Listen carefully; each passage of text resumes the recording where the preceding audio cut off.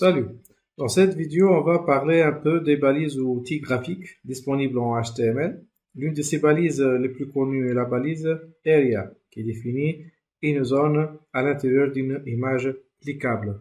Pour cela, on va ajouter une page à notre menu ou un titre à notre menu. Juste après Portfolio, on va ajouter un menu qui s'appelle Photo par exemple.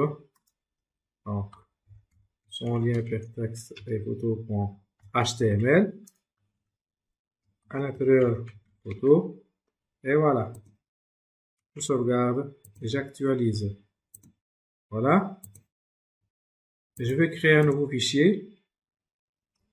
Je vais sauvegarder avec un nom photo.html. Voilà. Maintenant, juste, je vais préparer les balises de base d'une page HTML. On va appeler cette page photo. Et voilà. Je vais appeler une balise IMG. À l'intérieur, un attribut src. Je vais saisir le chemin d'un ou d'une image ordinateur bureau avec un attribut alt ordinateur de bureau. Et je vais ajouter un autre attribut qui s'appelle useMap. UseMap, c'est une sorte d'ID de cette image. UseMap, par exemple, je vais l'appeler ordinateur. Après que j'ai préparé cette image, je peux utiliser la balise map. Bien sûr, il faut relier les choses. Donc, juste, je vais utiliser l'ID que j'ai préparé. Ça veut dire useMap dièse ordinateur. Voilà. Ordinateur. Et à l'intérieur, je vais appeler la balise Area. Donc, comme vous constatez, il y a 4 attributs. Il faut les remplir. L'attribut Shape, l'attribut Chords, href et Alt. Alors, Shape, qu'est-ce que ça veut dire Shape?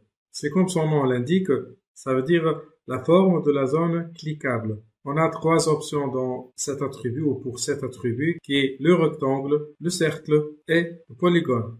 Je vais utiliser le rectangle.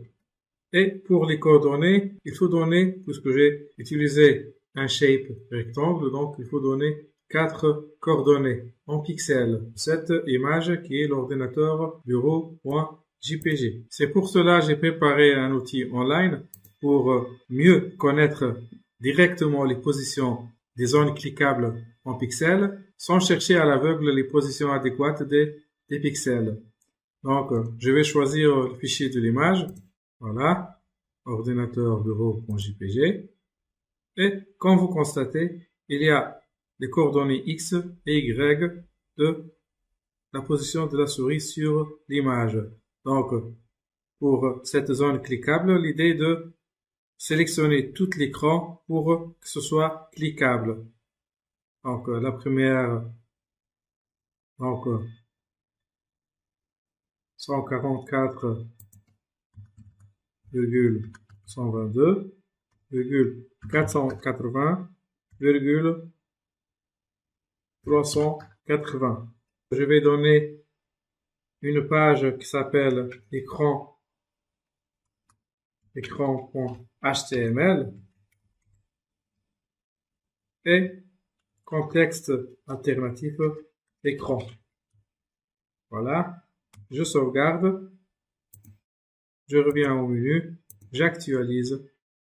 Vous remarquez que l'écran devient cliquable dans un rectangle dont on a donné les coordonnées. Et si je clique sur cet écran, il nous guide à une page qui s'appelle écran.html. Je vais faire la même chose pour le clavier et la souris.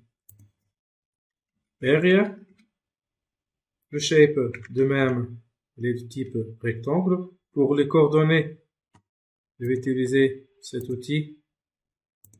Voilà.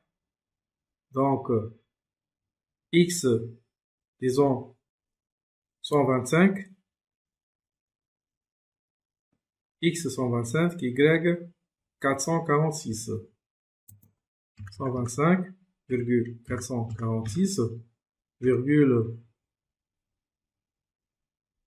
387, 550.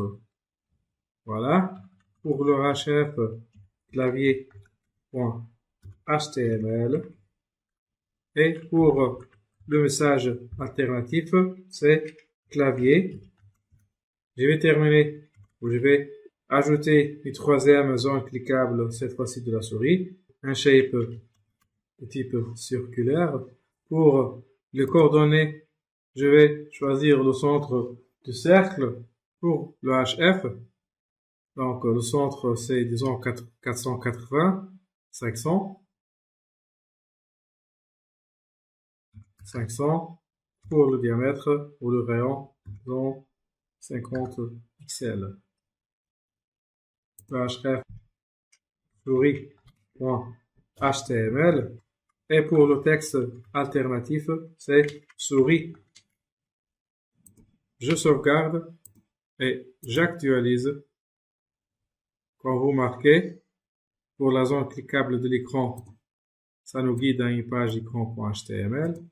Pour la zone cliquable qui est de forme rectangulaire, ça nous guide à une page qui s'appelle clavier.html. Et enfin, pour la souris, il y a une zone cliquable, peut-être 50, le rayon il est trop, donc je vais juste diminuer à 40. J'ai sauvegardé et j'actualise de nouveau. Donc c'est bien. Alors, je clique, il nous guide à une page souris.html.